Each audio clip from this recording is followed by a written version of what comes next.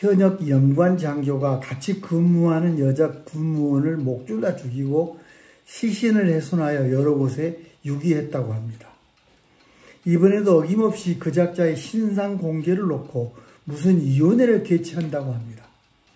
범죄자에게 무슨 보호할 인권이 있다는 것인지 한심하기 짝이 없습니다. 이제 이 정도 범죄에는 놀라지도 않습니다. 너무 끔찍하고 너무 잔인해서 도저히 인간 납지도 않은 범죄자들이 얼마나 많습니까?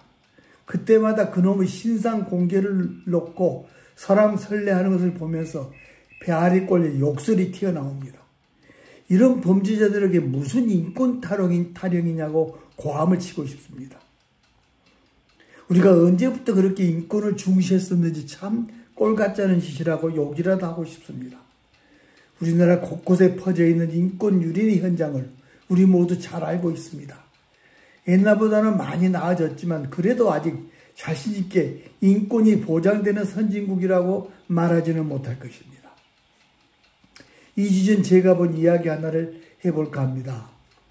디스크 파열로 입원을 하여 수술을 앞둔 어느 날 아침 병원 복도를 지나다 보니 어느 1인 병실 앞에 경찰 2명이 앉아있는 것이 보였습니다. 궁금해서 가보니까 까만 소년 하나가 침대에 자고 있었습니다. 간밤에 범죄 용의자를 체포하여 온 것 같았습니다.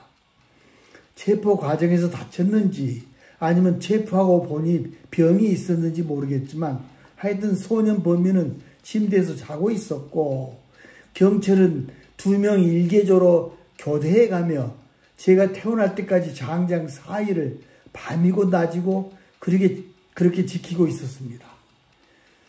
운동하는 척 자주 지나가면서 들여다보니 어디 다친 것 같지도 않았고 또 어디 아파 보이지도 않았습니다. 그 흔한 링겔 주스 하나 안 꼽혀 있었고 그 흔한 붕대 하나 안 감겨 있었습니다. 그냥 체포되기 싫어 아픈 척 누워있는 것 같았습니다. 그 꼴을 보자니 제가 다 화가 났습니다. 할 수만 있다면 수갑 4개로 양 손과 양 발을 큰 대자로 침대에 묶어놓고 싶었습니다. 지나가며 볼 때마다 그렇게 침대에 누워 자고 있었습니다. 까만 범죄자 하나 때문에 수십 명의 인력이 낭비되고 있었고 우리나라 같았으면 의사의 진찰 후 경찰서로 연행해 가지 않았을까 싶었습니다. 그 후 제가 퇴원을 했기 때문에 얼마나 더 그렇게 있었는지는 모르겠지만 아무리 호주라도 그따위 인권 보호에 참으로 화가 났습니다.